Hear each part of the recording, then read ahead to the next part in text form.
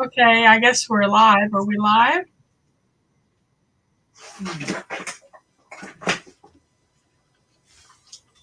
Hey, David, Suzanne, and Gwen, thanks for coming in. I don't know how long I'll be here because I'm still pretty weak.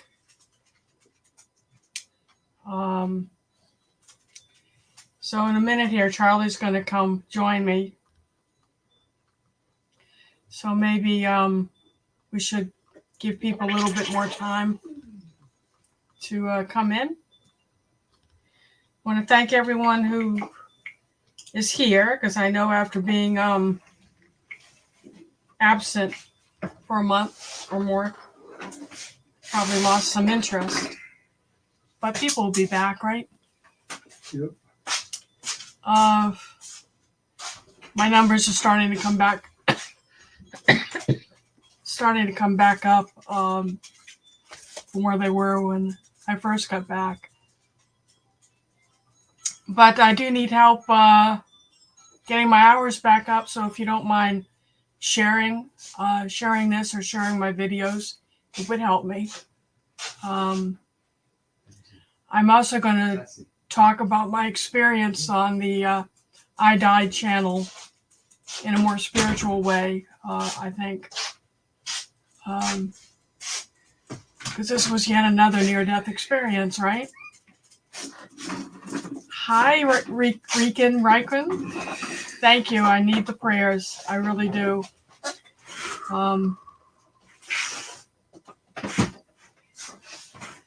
And if I missay y'all's names, please forgive me.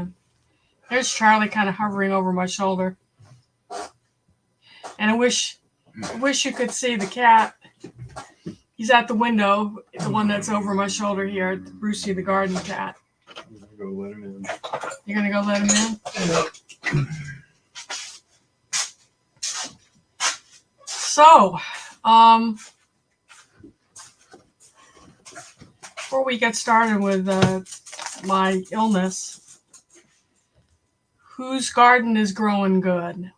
I think if you've been watching my shorts and my videos that I released this week, you know that we've got fruit coming out our ears, especially the berries. We had sustained cold for about 6 weeks this winter, which has not been the pattern. The last few years, it's been cold for 3 or 4 days and then warm, then cold, with maybe a week at the most cold at one time. But this time it was cold from mid-November, I would say, because we needed to heat the greenhouse until the end of January. And I'm thinking that had an impact on our fruit trees that require chill hours. Yay, David, 7 strawberries. Flowers are doing better than veggies. Yeah, we've been picking strawberries and raspberries and what else, Charlie? Oh, we picked the Nanking cherry tree, picked it bare, or the 3 trees, we picked them bare. And Charlie made jam. Maybe we'll go get a jar of it to show you. You want to get a jar of your jam and show off? Okay. Who wants to see a jar of his jam? Jar jam. With a spoon. No spoon. Bring a spoon. I'm not tasting it. He's not going to let me taste it for you. I've been feeding you the leftover. Oh, Lord. Wait for a while. He has been giving me some of the jam. He makes toast for me in the morning. He splurged and bought a bread baking machine for himself that you just put all the ingredients in and it mixes it and bakes it.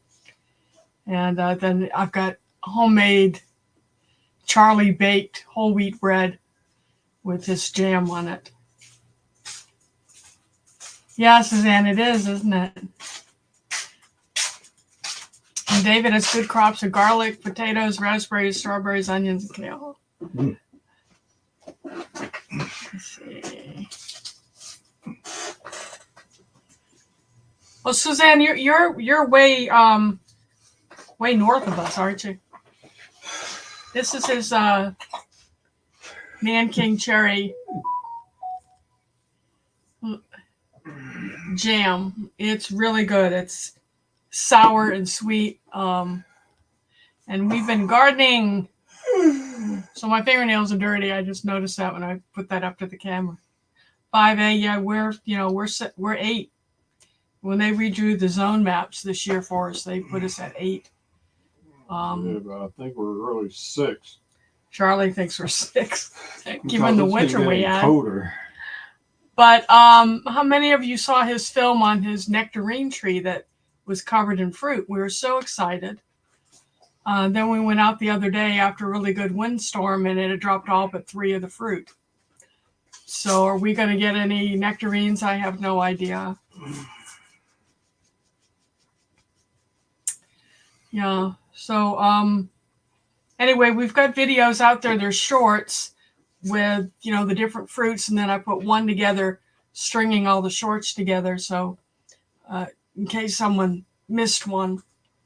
But the Nanking cherries, if you remember the blossom video we did before I had my heart attack, the blossoms were all the way up the stem, and each one of those blossoms became a cherry. And I've got films of both those things. So what happened to me 6 weeks ago? 6 weeks ago on Monday. If you've been with me for a couple of years, you know that I do a lot of coughing in the late winter to early spring. And, when the cold weather hit my bronchia, it would contract and I would cough. And when the pollen started coming out, I couldn't talk without coughing.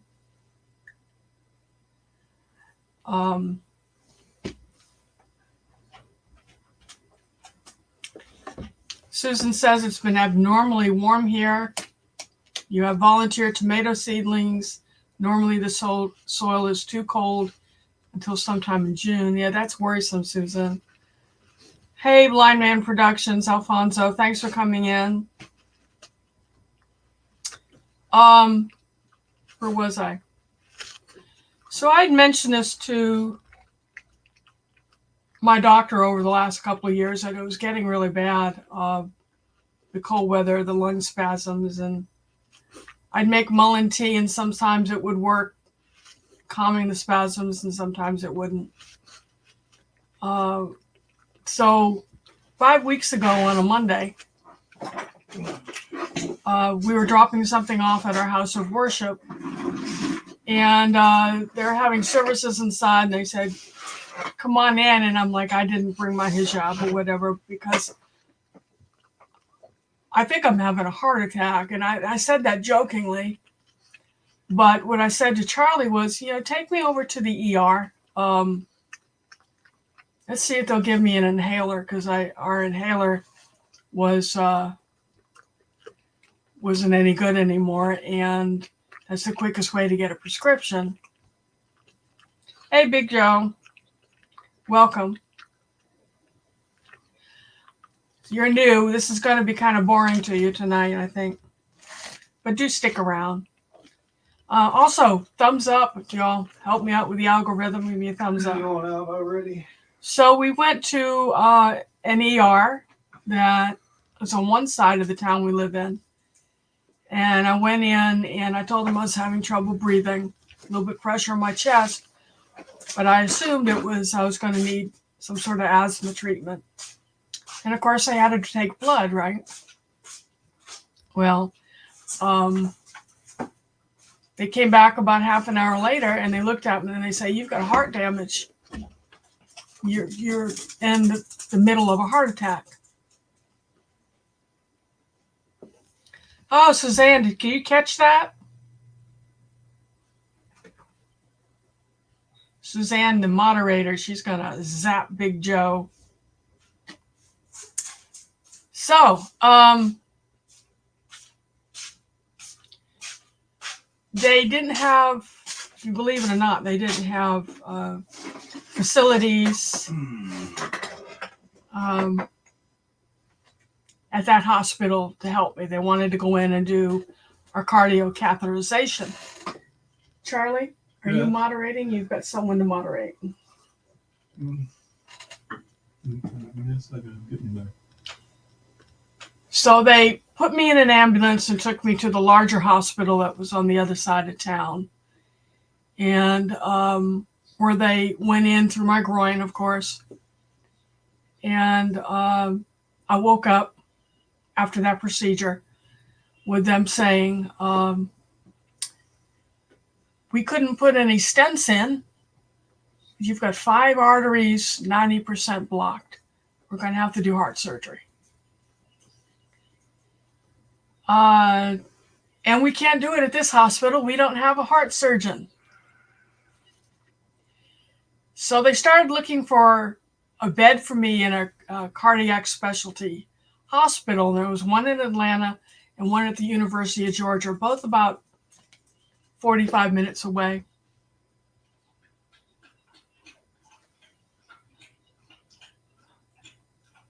Okay, did you get them, Suzanne? Yes, I got them. Okay. Hey, Mike, welcome. Thanks for coming in. Huggles. So they couldn't find a bed. And this was what, Monday night, Charlie? Yeah. They didn't find a bed for me until Friday. And this is Good Friday. So they take me to Athens, about 45 minutes away. I got a high-speed ambulance ride with the same 2 dudes that took me from the first hospital to the second.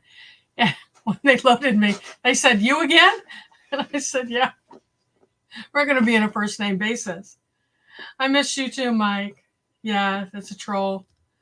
I've been causing trouble on other sites, Mike, so it's probably someone who didn't like what I had to say politically. That's okay. Everyone do their own. But anyway, so they took me to the Athens hospital on Good Friday. The heart surgeon came in and shook my hand and said, "We're going to have to do open heart." Or I said to the ambulance driver, "Why are you driving hot? You know, the siren's going and whatever." And he goes, "Because you're critical."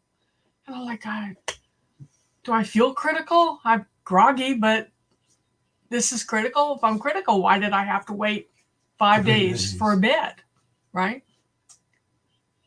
So we get there, and the heart surgeon comes in and shakes my hand and tells me what they're going to do. Hey, Yankee sister. Thanks for coming in. Blessings to you, too.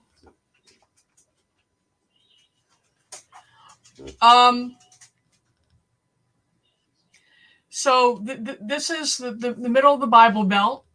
I'm sure you all are aware. And Easter was coming up on Sunday. So the surgeon says to me, "I'm not going to operate on you until Monday because I don't want to operate on you during the Easter holiday." Okay, so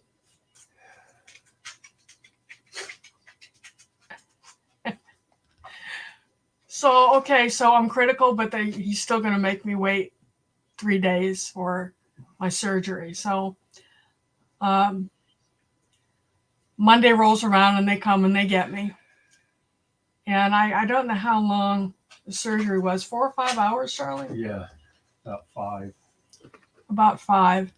And this is where I'm going to ask Charlie to pop in and talk about what it was like waiting. Now, his father had a bad heart. He died young, younger than I am. My father dropped dead at 40 with a coronary, and my mother died of congestive heart failure at 70. I'm 63. I'll be 64 in July. So my poor husband was sitting in the waiting room all that time. So what was it like waiting? Did you feel like I was not going to make it, or how did you feel? Well, they prep you when you go in, at least there they did, and tell you, well, you're going to get 3 phone calls. And can y'all hear him? I know you can only see his elbow. The first phone call is they put her under and they're starting the operation. The second phone call is they've taken the vein out of the leg and they're trying to open up her chest. And then the last phone call is they got her out of the room. And you're sitting there, and while I was sitting there, two other folks came in. Evidently, they were doing three of them at the same time. I guess they got 3 operating rooms for that. So, you're sitting there with someone else whose loved one is having the same, or at least is having some type of operation. I think Lisa's was the most significant that day. But yeah, you're just sitting there waiting. And they make the furniture uncomfortable on purpose, evidently. But yeah, you're just sitting there waiting. So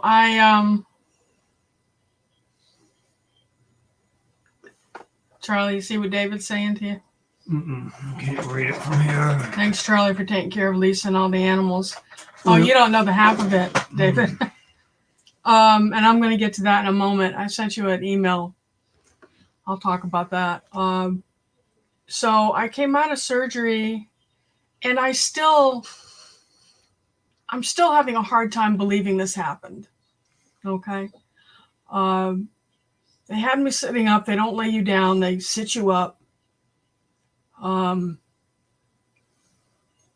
And I experienced some very, very nice nurses and some very, very stupid.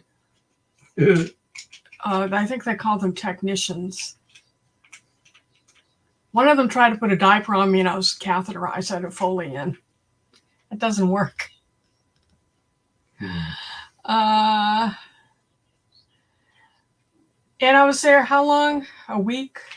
Yeah. Didn't get out till the next Friday. Yeah, I didn't get out until the next Friday, and they sent me home.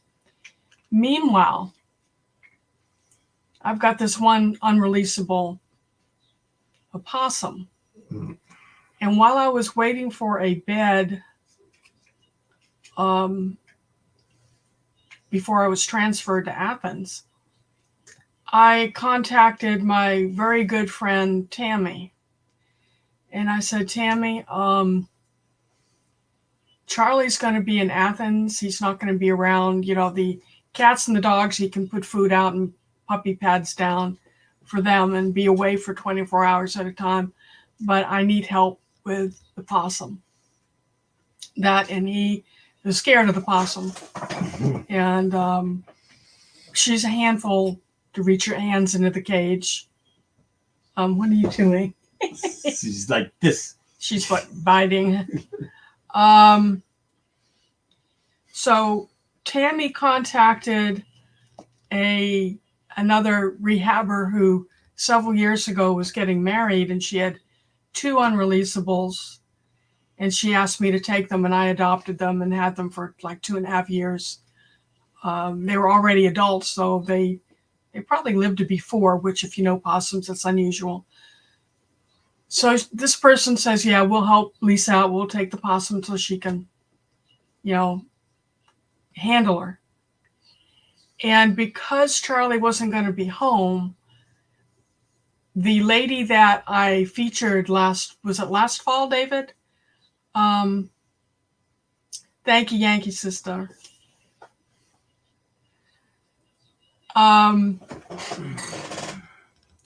She lives just outside Athens. And I had her on one of my lives when talking about if you find a wild animal, what do you do? And I've supported her for almost 10 years now. I send her money. If she puts up on her nonprofit that she needed syringes or supplies, I'd buy them for her.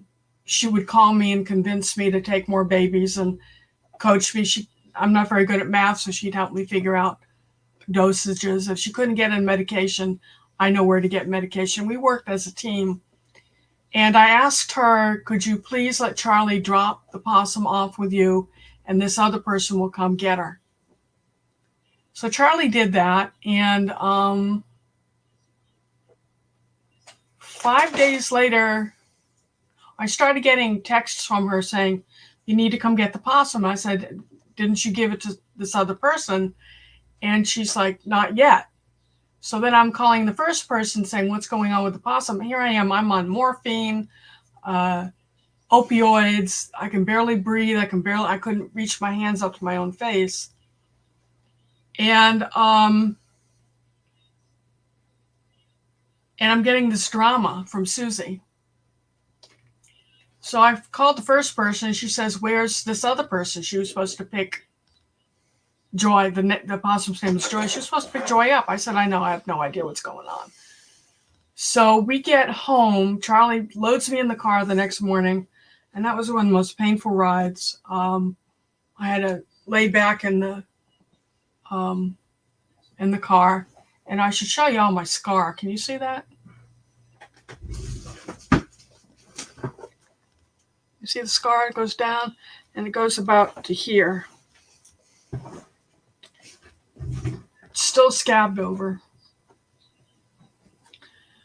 So we get home, and I'm having trouble breathing again. It was a lot of pollen. It was raining. And I get this text from Susie, you need to come get the possum, or I'm going to have her euthanized. I'm going to have her put to sleep. So she calls her girlfriend, who lives below me in Decatur, who I introduced her to come get the possum, to take her to work. She works at a vet clinic, and have her euthanized.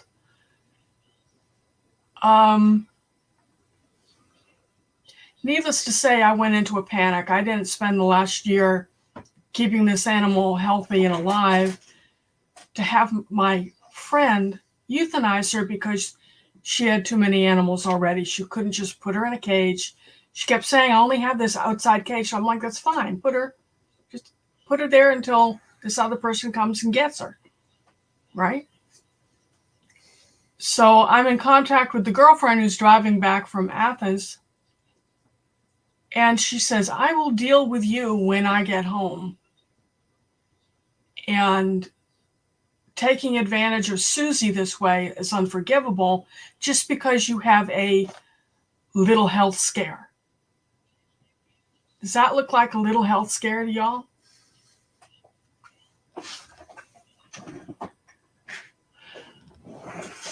Okay, Dave, that would be good. So, David, you're going to help me if I end up with more. Charlie's playing with my light. There you go. So we get back into the car and we drive to Decatur to pick the possum up. And I was livid. I totally blocked Susie. I blocked Krista. My friend Tammy is as baffled as I am as to why the animal wasn't just handed over to this other rehabber that's totally capable to watch her for a month or 6 weeks, however long it's going to take me. I'm back to being able to feed the possum. I just can't change her cage. But that set me back. I had chest pains. I couldn't breathe for a few days. I was in tears all the time. Number one, learning that a person that I thought was a close friend was this type of person. And I thought, why would someone who you've worked so closely with rescuing animals do something like this? And it dawned on me that there are personalities out there that do things like rescue to either have access to the drugs, or they need the attention from people being told how wonderful they are for taking the animals in, but it's not really about the animals, it's about the attention. And I concluded that Susie is that person because she wasn't going to get any glory for handing Joy over to this other person, so she was going to kill her. And anyone who's about the animals, and y'all tell me whether you agree with this or not, if she was about rescuing animals, then she would have then she would have taken care of Joy or handed her over. But she told this volunteer that was going to come, the other rehabber, that Joy wasn't doing very well. She needed to go home and be in her environment.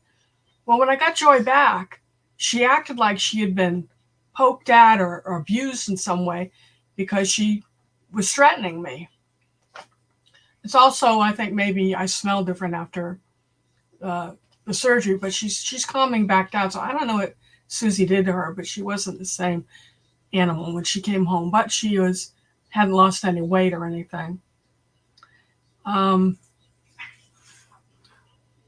Yeah, Mike, it's and you're right, Suzanne. That's not a friend, and I wouldn't have Joy had Suzanne. Her name was Susie. Susie not called me last July and said the town next to me there were 5 babies, and could she have someone bring them to me because I was their only chance.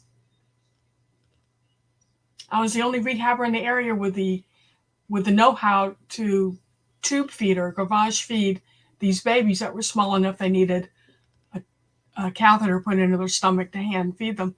I wouldn't have even had this animal had Susie not talked me into it, because I keep saying I'm not doing this anymore, and then they show up. So I'm not saying I'm not doing it anymore, but I'm not. So that broke my heart. And I went into, I keep getting notifications from her nonprofit site, both in Google and Facebook. So I went in and I made a comment. And of course, she's furious and she's blocked me, but that's fine. She knows how I feel now. But it's hard.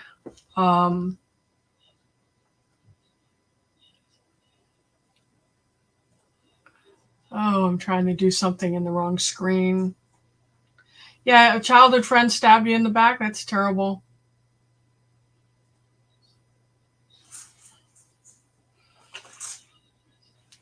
Yeah. So how would you all have handled something like that? I mean, our mutual friend is baffled as I am. And she made the observation that since Susie has been introduced to Krista, she's a different person. And she's done some things that other rehabbers have noticed that that weren't characteristic of her prior to meeting this Krista person. So if you've donated any money to primarily Possum's nonprofit, that was Susie, and it's up to you whether you want to donate to her some more. I wouldn't. But anyway. Yeah, Riquin, you think that was part of it? I think also part of it is whatever. What were you going to yell? Yeah, but Suzanne, I don't let too many people into my inner circle of close friends, and I did with this Susie, and it just breaks my heart more than this did.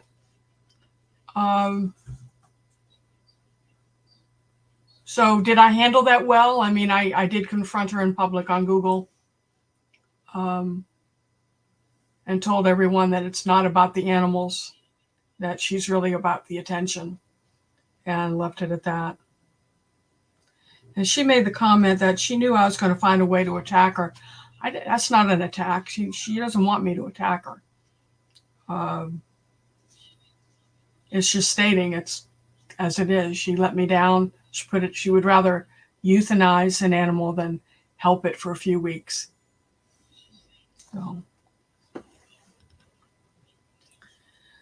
So here I am at home. It's been it's either 5 or 6 weeks. Just count from the Monday after Easter to now. And last week I stopped using my walker. It got to be a burden trying to, walk like a little old lady. And now I can make it down the hill to the greenhouse. And then I have to sit for an hour.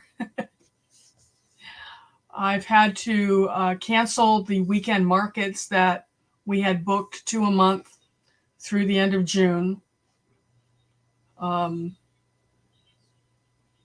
And luckily, the festival organizers understood and they refunded my money for the booths. But now I'm stuck with, remember the 2,000 seedlings that I had?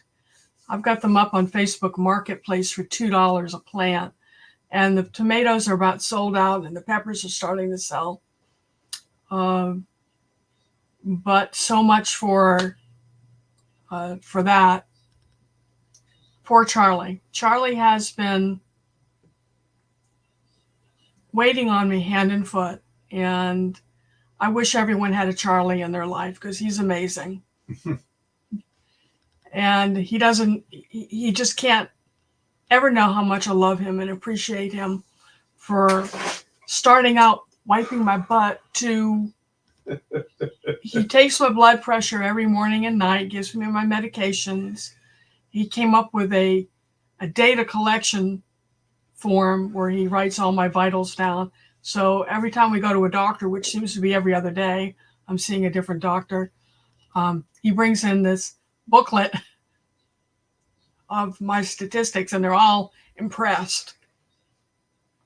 So I am getting a little stronger every day and I'm able to go out into the sunlight and point at things and say, do this, do that. Poor guy, he gets ordered around like I'm some sort of general. So other than that, I cut my hair. You can see it because I couldn't get my hands up to shampoo. And when I had the hair that was down to my hips, right, I had to wash it in different sections.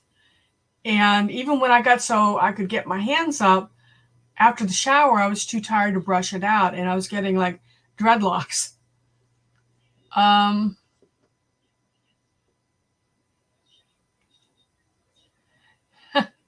Mike says, Charlie, Mike says, hey, we want to know how we cared for you, not normal stuff. He wants the rotten details. Charlie has been an angel. My uncle had to take care of my aunt when she had a stroke. It's hard on both people. It is. Yes, Pescatarian Gardener, welcome. I am getting stronger a little bit every day.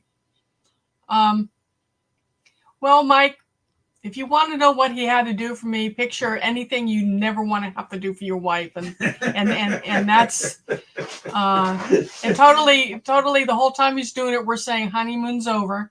Yeah, and the nurse comes in and Mike. Says, "Oh, let me check." She goes, "You did a good job." Yeah, I was in the hospital and he had to take care of me after I used the bathroom, and I still can't reach, but the nurse had to come in and double check had he taken care of me properly. Don't get me started on the nurses, What was I saying? So he's been doing the cooking. Most of it's good. Mike was making a tushy clean joke. Yeah, Mike, has it been 2 summers ago you bought me the butt washers for my birthday? Toward the beginning of COVID. Yeah, toward the beginning of COVID, Charlie decides he's going to, I don't know whether he was trying to tell me my butt smelled or what, but he bought bidets for both of our, we have 2 bathrooms. And now I don't want to go to the bathroom in public because you get home and you're done and you turn the water on and you're super clean. So I was glad to get home from the hospital to be able to use that bidet, and he didn't have to be on butt wiping duty. But so now I'm walking around the house and walking around the yard without my walker, and my nurse that came last week on Friday, and she'll be here tomorrow, yelled at me for not using the walker. She says, take it with you because you can get dizzy all of a sudden and fall over, so you need it. Oh, that is odd, Mike. But no one has the touch that your wife has, I'm sure. Yeah. Hey, Jose, thanks for stopping in. You're new. And of course, Suzanne and Charlie are going to be watching you. Make sure you're having a good time.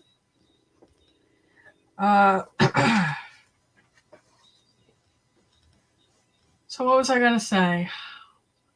Oh,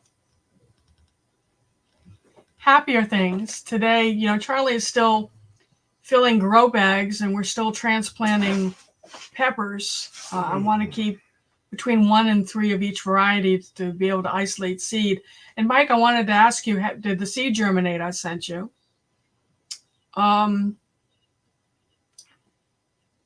when he went out before I did today, because I had to set up for the live and get dinner on. Okay, Charlie, you see this? See what? You're supposed to be moderating. I'll keep you busy, Suzanne.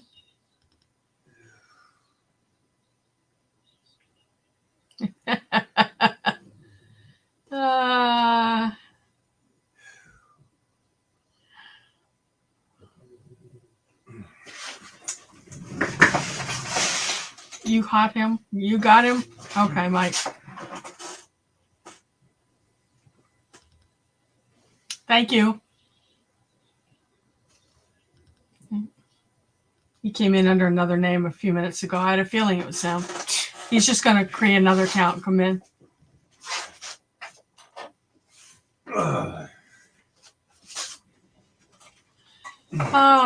Some people, huh? Anyway, so Charlie was out there before me, and then he came up to see where I was because I was taking a long time getting out there. And as we're going down the hill, he goes, "Be careful where you're stepping." And I said, "Why?" And he says, "Because he found a snake." And he's not telling me where he found the snake, just that he found a snake. And I'm like, okay, well, what kind of snake was it? And he said a copperhead. So I'm like, okay, where did you see it? And it was, we have bags of potting soil at the end of the greenhouse, and it's evidently, when I stepped around the greenhouse to look at where it had been sunning itself, I could see where it's going in between the bags and the greenhouse wall, which means it may actually be in the greenhouse. So I'm going to have to be very careful because God knows I don't need a snake bite, right? Subscribers only mode, how do I do that?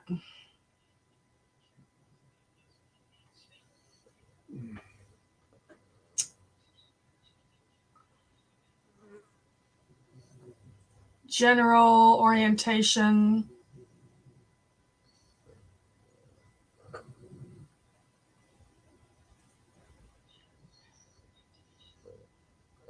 How do I do subscribers only mode?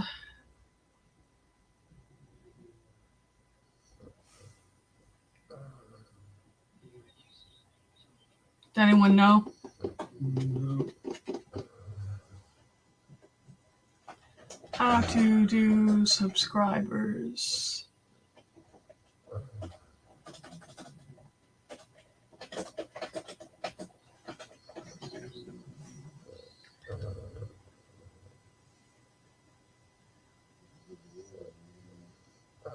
Oh, there we go. No. Oh, I can't do it, Mike. I have to do it when I'm setting up the actual stream. Oh, YouTube next to live chat button.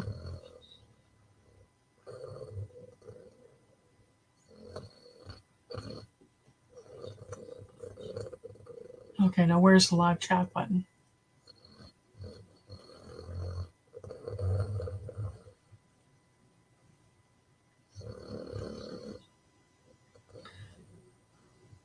I'll do that next time.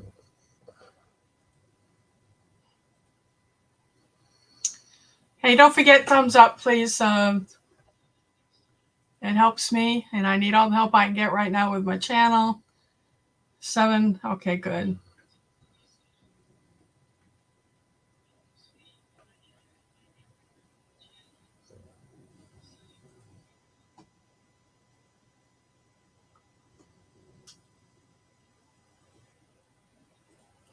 Anyhow,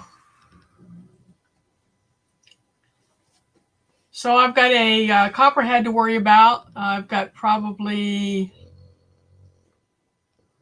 25 more varieties of peppers that Charlie's going to have to pot up for me. We're doing grow bags with the peppers this year, and I probably have a good 20 pepper plants that he's going to have to put in the ground or in a grow bag. Has anyone in here grown tomatoes in a grow bag? If so, how big a bag did you use?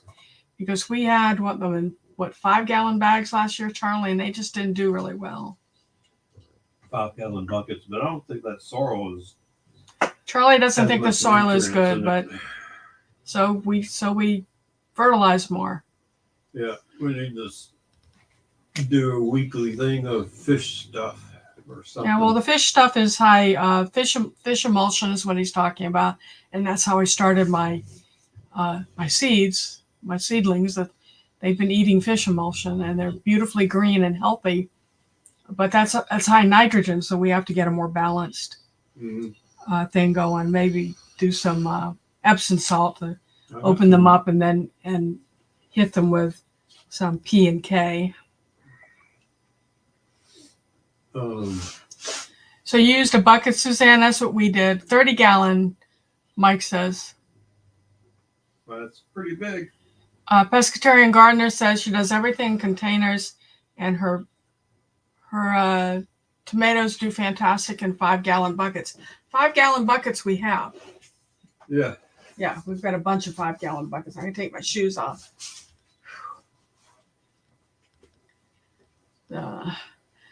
What do you fertilize with, Pescatarian? And the soil, yes. So now you've got all our attention.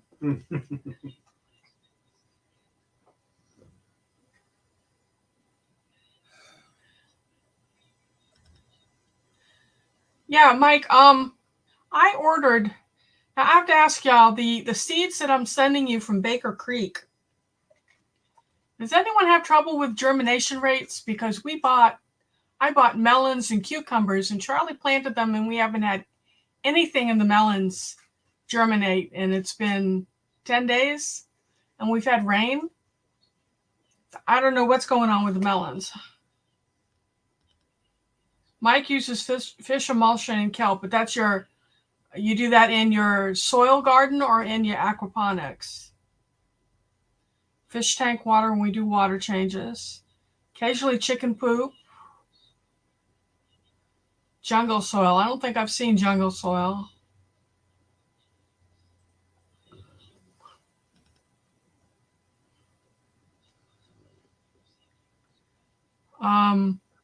Where do you get your kelp, Mike? David uses bone meal, dehydrated milk, and an organic fertilizer. Dehydrated milk. Yeah, dehydrated milk. I've heard that again before. Wow, what kind of fish do you have in your tanks?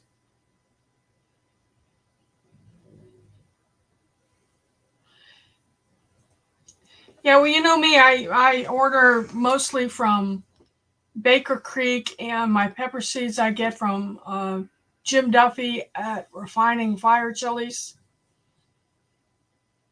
What I found is the seed that I collected from the garden this year. I had 100% germination. So that's why I'm growing at least one pepper of each variety that survived my illness to isolate the seed. And one beta sorority. The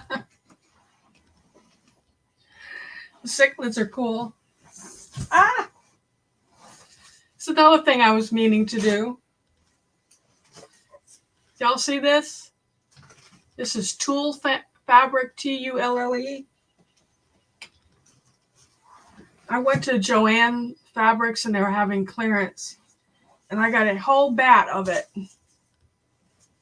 for $3. And just before my heart attack, I was intending to sit down and figure out my sewing machine and sew isolation bag. So I need to do that. And I was going to offer some for sale or for prizes. And speaking of prizes, those of you who won something from me at the last live right before I got sick, I haven't forgotten you. I did misplace my list of what you won. And I know some people were waiting for the spoon tomatoes. I will send them to you. I'm so sorry, but I literally have been too weak to put anything together in the mail. And on top of that, and I don't know if this is normal or not, but when I came out of surgery, I couldn't see. My eyes wouldn't focus. They wouldn't focus with glasses or without glasses. And it's only now that I can, with glasses, read the print on the screen. I'm still not able to drive, so I can't get to the post office. Yeah, it's good for netting for berries and stuff.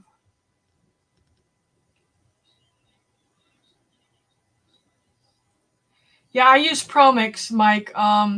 Charlie doesn't think it's good soil, but see, Charlie, I'm not the only one that uses ProMix. Jevin Richardson, there's another new name.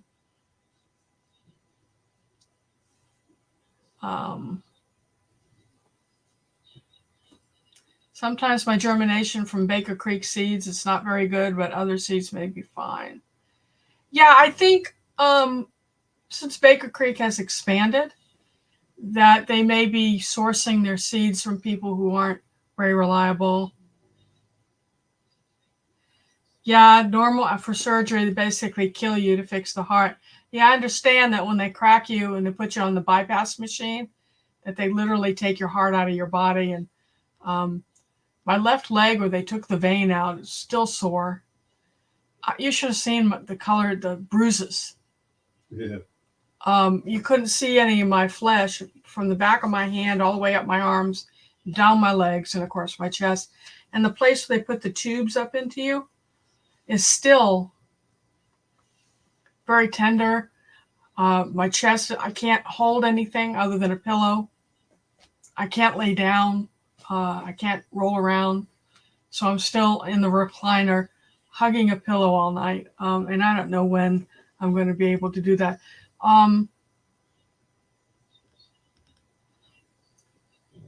Okay, Mike, that's good.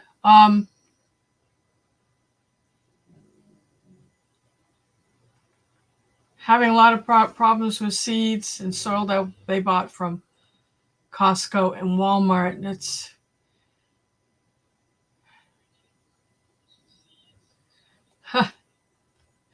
no, they're not gentle, Mike. And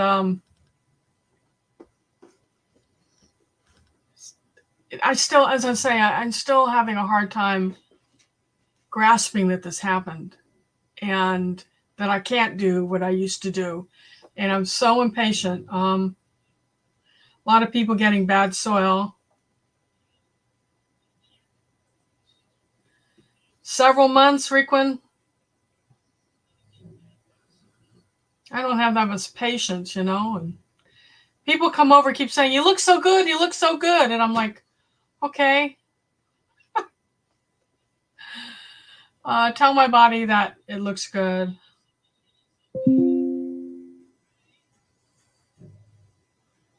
I just got notification that we're live. That's funny. Yeah, well, I usually will buy like a truckload of the ProMix, Suzanne. And we've got probably half a truck left out there. The bag's stepped up. But I'll mix it with, and I've got a video in my video stash of mixing coconut coir and vermiculite or perlite with it, depending upon what seeds I'm starting or potting. So I stretch it. And I think it's pretty good. Treat myself as I would the horse.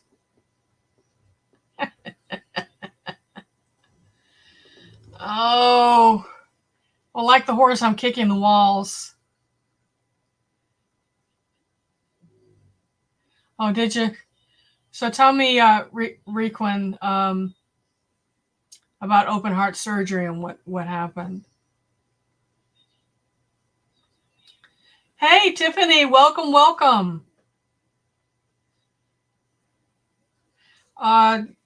You may, if you want to hear the sordid details of my illness, and you can watch it on replay, I guess.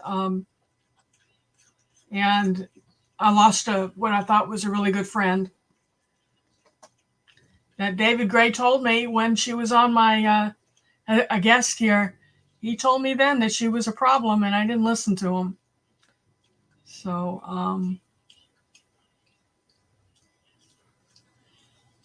sorry, David. I'll listen to you more as time goes by, I guess.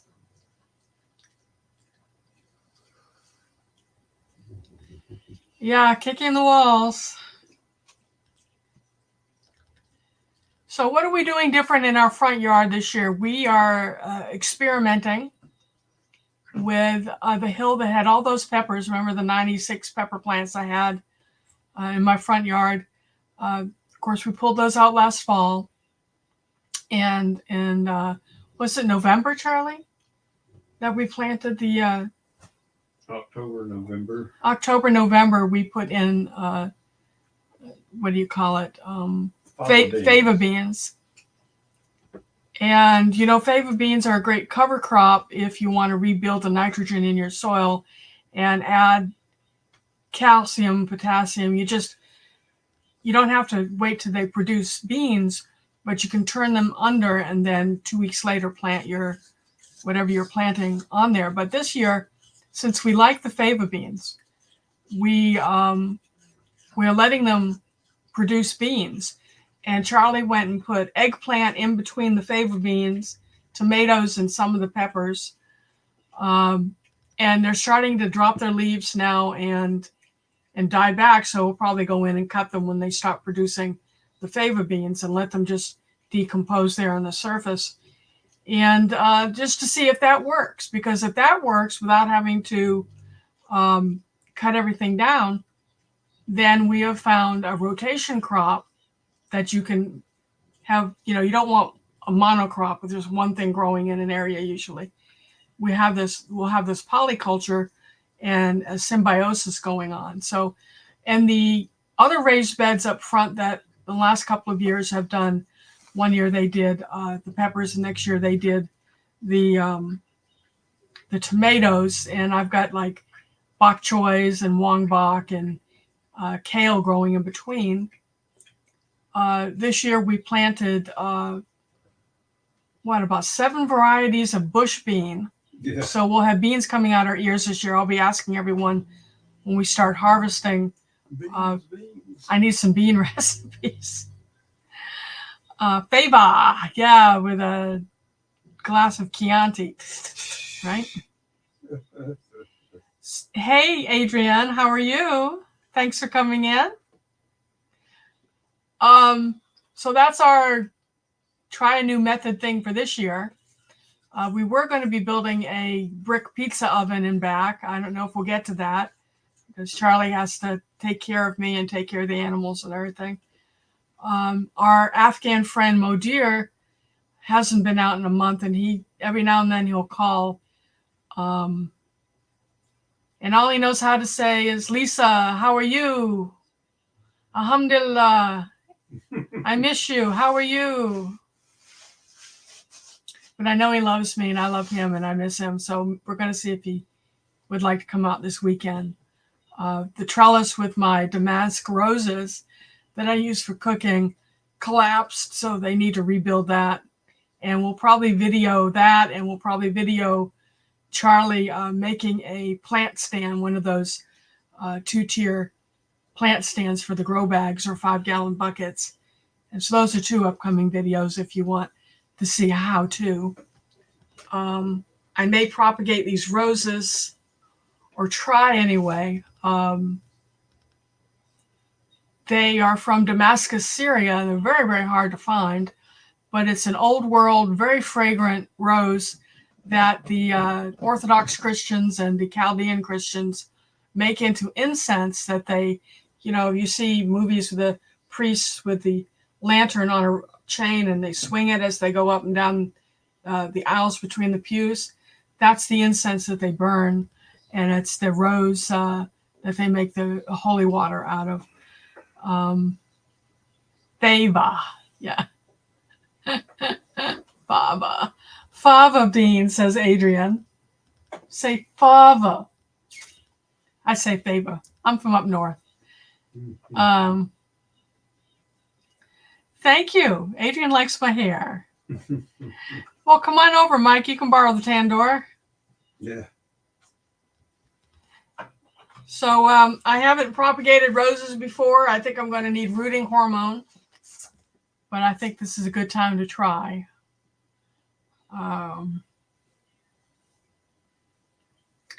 Anyway, so that's what's going on in our life. I'm trying to produce content again. I've got some on my my camera I haven't gotten to, because as you see, we've been on, how long have we been live? 56 minutes, and I'm reaching the end of my butt tolerance sitting here. You know, I knew that heart surgery was hard on your body and it was going to hurt, but no one warned me about my butt. Because I'm sitting all the time, my hips are killing my hips and my tailbone. Well, thank you. Use honey on what? Yeah, I was trying to figure on my butt. Charlie gonna rub some honey on my butt. Speaking of honey, Charlie's going to be harvesting his honey pretty soon. But at least by the end of June. He's got 7 hives. We caught how many swarms this year? Well, 2. 2. We caught 2 swarms, and one of them absconded, which means they just decided they didn't want to stay and they left. And since then, 3 more swarms have come out of our hives that we're on our way to the doctor. We couldn't catch them. So Merry Christmas to someone who has our honeybees in their yard. Honey for rooting. I kind of knew what she was talking about. I was just giving her a hard time. So you don't like honey on the butt? Actually, Suzanne, cinnamon is a rooting inhibitor, and I've seen people say to use it, but I tried it and nothing rooted with it. So then I saw someone else say it inhibits root growth. So I'm going to believe that person. I do use it to keep in the greenhouse to keep ants from crawling up and biting the seedlings. But I would just sprinkle it around the corners of the pot or around the edges of my 10-20 trays, and the ants don't like to cross cinnamon. Yeah, sticky buns, David. Saliva works best on what, Mike? I need context. You know where my mind's going.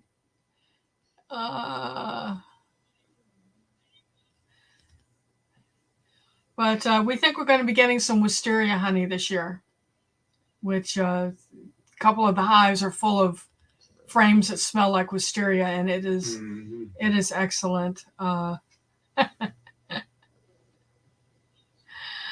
1 tablespoon of organic honey with 2 cups of boiled water. Dip the cutting space into the honey solution, ensuring it's thoroughly coated. Plant the cutting in a rooting medium. And you've done that with roses? I like the way you think, David. David's making a suggestion, Charlie. I don't know how excited I'm supposed to get yet.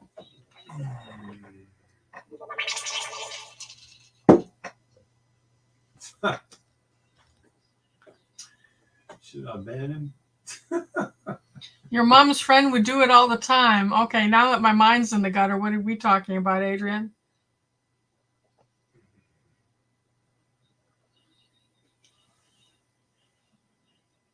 Yeah, Chantriment. Welcome, welcome. Oh. Is anyone planting any midget plants this year?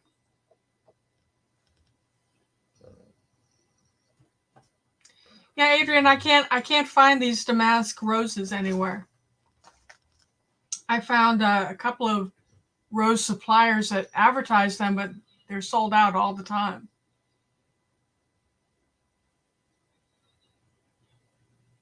But they are beautiful and they smell so good. And we're drying probably 4 gallons of rose petals so far this spring. And when I get to the point where I'm sending out prizes again, I'll try to get people caught up that didn't get their prizes from my last live and incorporate some of this. How many of you would like roses for either tea or simple syrup?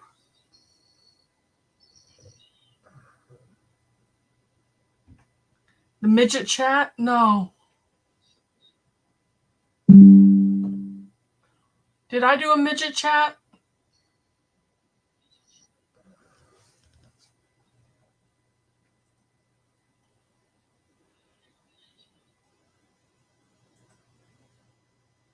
I'm getting all these notifications. Stop.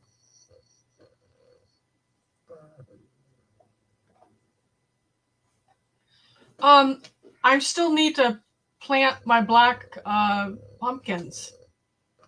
It just dawned on me, and we're soaking Georgia Candy Roaster seed right now. We just started that tonight. We'll plant it tomorrow, and that's from our own plant, so hopefully it'll germinate. We grew sugar babies for the last 2 years. Yes, Suzanne, roses for simple syrup. You take, I want to say, a cup of rose to 3 cups of sugar, and you boil it. Bring it to a boil and then let it steep, let it sit until it cools off, and then you've got a simple syrup. Rose syrup is wonderful in baklava. You're right. I tend to use corn syrup, don't tell anybody, in my baklava, and then I put orange blossom water on top. Oh, that sounds hilarious, David. I'm sorry I missed that. Those word games usually get me laughing so hard I hurt. So I did something similar, but it was in a chat group where everything was typed.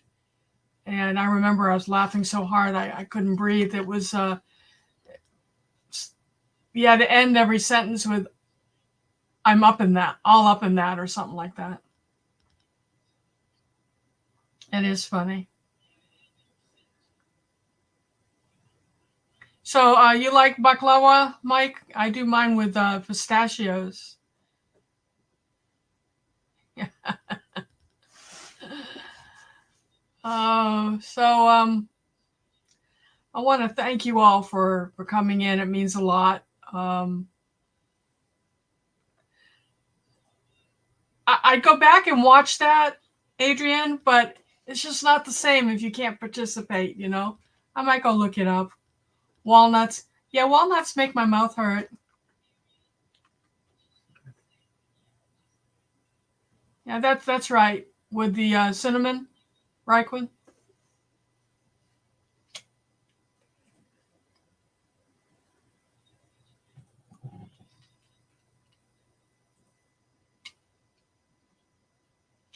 All right, so no prizes tonight because I'm still not feeling well enough to gather things together and whatever, and I'm not working, so I don't have any money coming in.